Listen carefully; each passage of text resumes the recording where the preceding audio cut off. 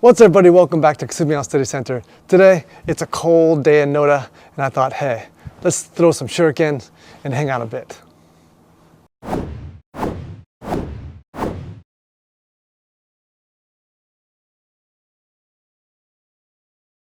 All right, a lot of you know who've been here at Kasumian before.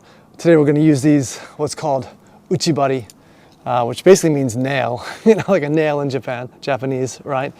I like these a lot because they're super useful for practicing. They're thinner than usual, they're a bit longer than usual, which gives me better control.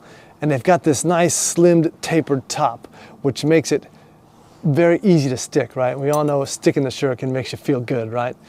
Unfortunately though, we got this mat here, and this mat here is super tough. You see these shuriken barely stick into it. Probably doesn't help that it's really cold out, so your shuriken has to be like right on target and quite powerful. But anyways, this mat, I don't know if you know about mats, but they're not all the same. People say, oh, I got the tatami mat. This is a new mat, and it's like concrete.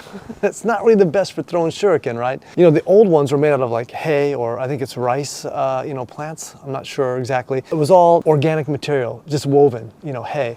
So it's kind of soft and easy to stick. This thing's got like concrete inside it, like some sort of super hard styrofoam with some cardboard on the outside of it. So it's super hard, and when it gets frayed, like the other ones just had the hay come out of it, this thing has styrofoam and cardboard, and it's a terrible mess to clean up. I wouldn't recommend it, but it's the only thing I got at the moment. So today we're going to throw these, thankfully, very sharp shuriken at it, because at least they'll stick. Other shurikens, very difficult to stick in this mat. Bujinkan, we all know the Bujinkan way of throwing shuriken, and it's great. I love it.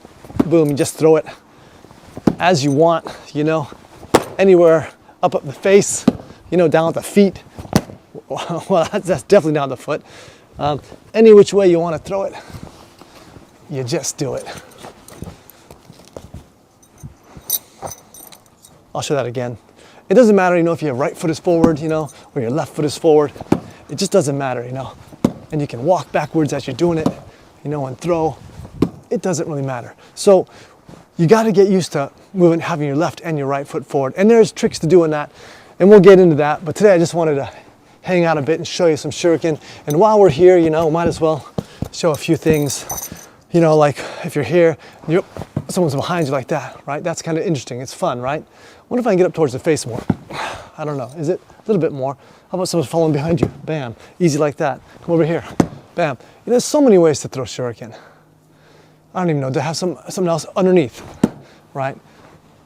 Now, I'm not going to get into every way of throwing shuriken today, right? I mean, you can throw, like a shuto type shuriken as well, like this kind of thing. You see how my hand is like this? You can throw pushing the shuriken like this.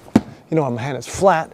You can throw it even, if you had shuko on, like this kind of thing, right? I think Takuman Sensei used to keep his shuriken back here, right? So if you had your shuriken back there in some sort of, in your collar, or some sort of holster back there, you'd have to be able to pull it out like this and throw it like that, right? So that's one way that you'd have to be able to throw that shuriken if it was behind you. Hopefully in some sort of holster, because they're kind of sharp, right? So if you were to pull it out like that and throw it, you should be able to throw it like that. Of course, if you had shuko on, you'd want to be able to throw it like that, because the shuko's wrapped on your hand and it's tucked in the shuko, right? So you've got to throw it like that as well. So there's many ways to throw these shuriken, right? I think I just showed you at least three ways, I know. Flat, shuriken, overhanded, right? So get those down underhanded as well. Very important. And of course, whatever you do standing up, you ought to be able to do sitting down, right? So sometimes you sit down like this and we just practice, throwing them on the ground here. And then make sure you're not just being able to throw them, up top, but anywhere along the mat, up there, down in the middle there, right? So you can do anywhere along the mat here. And of course that's normal, right? But again, sitting down, being able to move as you're sitting down here, right? And then throw over here or over here, right? Either way, maybe this way, right? Like that. Ooh, I barely made that one, right? Or this way. Any way you want to throw, even as you're falling back, take a nukemi. Because, no plan ever, what's that one saying, right? No plan ever, God, what is that saying? No, your plans are never going to work out, right? You may be falling down, taking that of shuriken as you roll, coming up. So today we're talking about bow shuriken, right? But some people say, well, I don't have time for bow shuriken. I don't have time for that or this. Well, where you start, it's simple. Balls, rocks. There's Baba right there. You see Baba there? Okay, watch this. Baba, go get it. So, you don't have to start with shuriken, right? Let me tell you a story, right? The first time, thank you, Baba. So the first time, I kind of used shuriken jitsu. I used a rock, right? I was about 9 years old. My sister was probably 11 years old.